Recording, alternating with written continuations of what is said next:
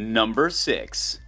The working conditions in Amazon's warehouses are appalling. Employees are expected to work 12-hour shifts while constantly on the move. The daily production rate per employee is up to 60% higher than what's demanded on average in other jobs. But that's just the tip of the iceberg.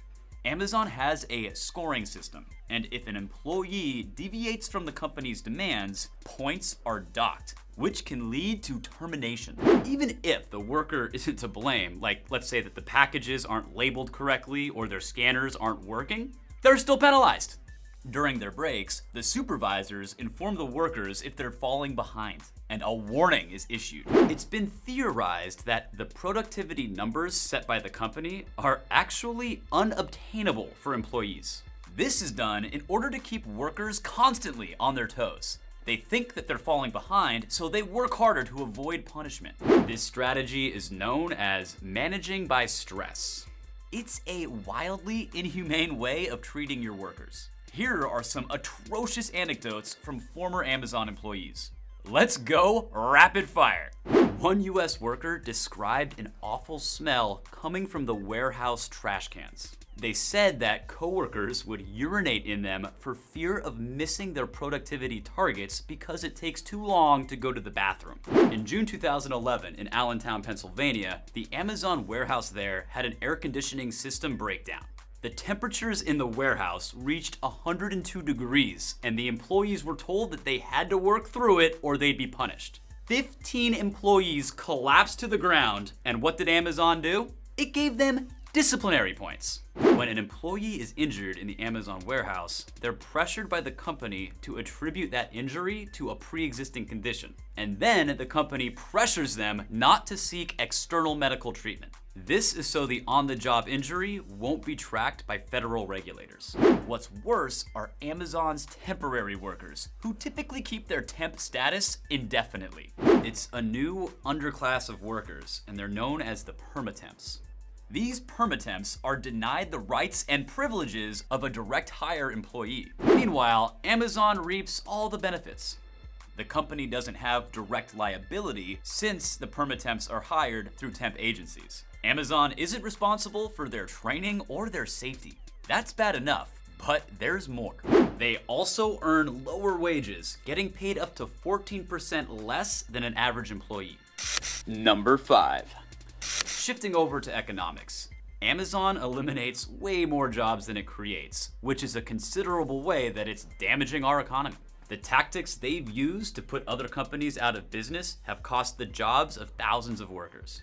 A typical brick-and-mortar retail store would need 7 employees to reach the number of sales Amazon can achieve with a single worker. Amazon's fulfillment centers are placed in a few key locations instead of being spread out across the country.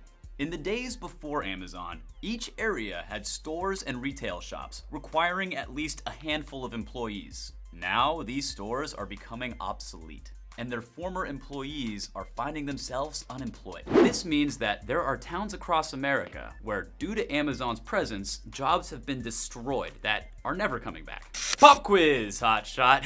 Do you know what year and what city Amazon was founded in? See if you can guess the correct answer in the comment section below, and stay tuned till later in the video to see if you're right. Number 4.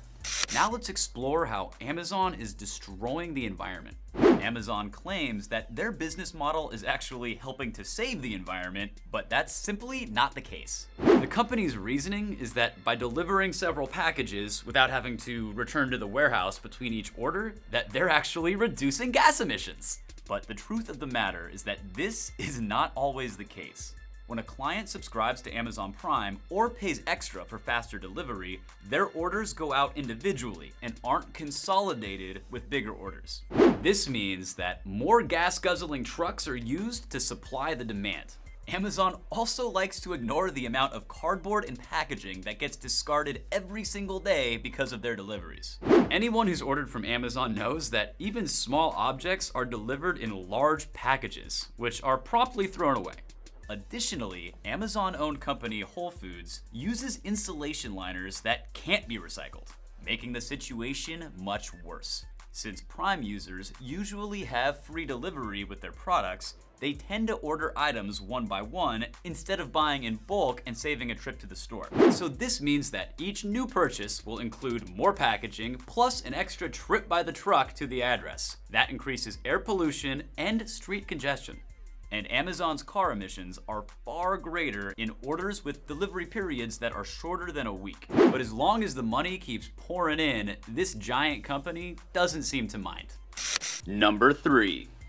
Now let's turn to how Amazon is taking over industries one by one. The truth of the matter is that Amazon is absolutely massive. Here's a look at the numbers. Every single second, Amazon generates revenue of $4,722. That means that every hour, they're clearing 17 million. When accounting for their own inventory as well as the Amazon Marketplace sellers, customers have over 350 million products to choose from. And Amazon doesn't merely settle for selling products and allowing other businesses to trade on their platform. They've also dabbled in several other industries. Amazon owns Audible, which is one of the biggest audiobook companies in the world. They control 41% of that market.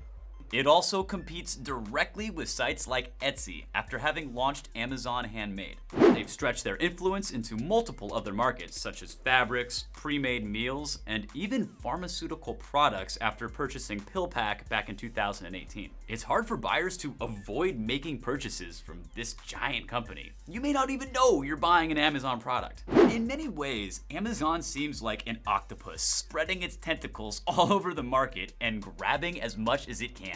They make the rules, and if a company wants to sell their products on Amazon's platform, then they have to follow Amazon's regulations to a T. If a specific brand, author, or manufacturer goes against Amazon's wishes, they'll get booted quicker than you can say checkout. Amazon will frequently demand that the companies that sell on their website offer significant and profit-crushing discounts on their products. The Amazon sellers are subject to paying higher fees and acquiescing to different demands in their ever-changing policies. Those who refuse to follow the rules often suffer retaliation. It can be as easy as removing the purchase option from the seller's products or hiding the company from the search results altogether. Amazon used this technique with Melville House, a small publisher who refused to pay the ever-increasing fees Amazon demanded. After they agreed to pay, they were right back up and running on the site. Number 2. Amazon uses the power that it's gathered to destroy their competition and control all aspects of the market, basically bending the economy to their will. Amazon has also been playing the shrewd long game. When it invests in a new industry, it's not in a rush to become the #1 seller right out of the gate. They're well aware that they can afford not to make a big profit on certain businesses at first. And as they grow in the industry, they'll increase their share bit by bit. Amazon uses a bold strategy where it actually loses money in a scheme to destroy their competition. They offer certain products and services at well below the line of profitability. Amazon knows that it can withstand these losses in the short term. The competition can't afford to match Amazon's artificially low prices. They lose business and eventually fold altogether. Once Amazon is the last player standing, then they can set their prices to whatever they want.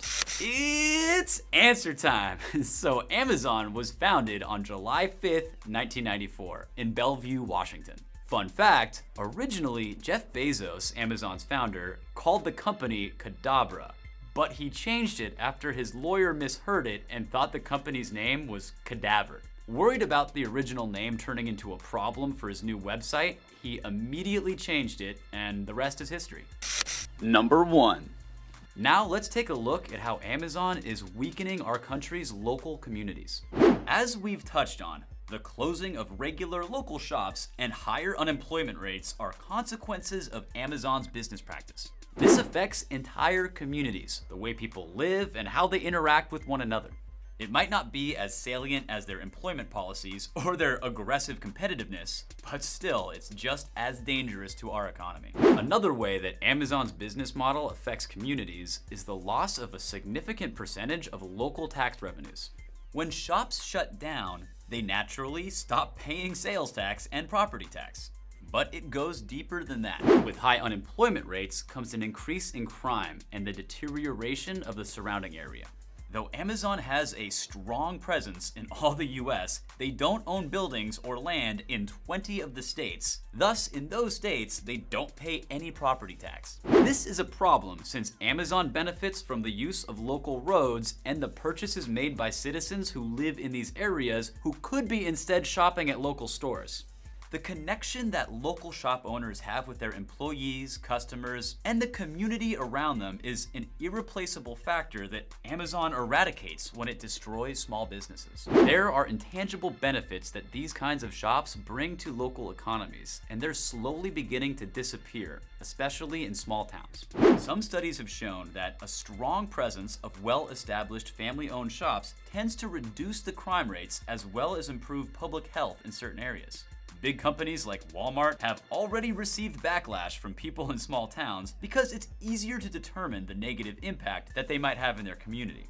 Amazon being mostly an online presence makes it harder for the customers and the general public to pinpoint precisely the ways that it affects their communities. Hey gang, hope you liked the video. What do you think about Amazon? Do the pros outweigh the cons? Let us know in the comments below. Don't forget to hit the subscribe button, and we'll see you in our next video. Bye.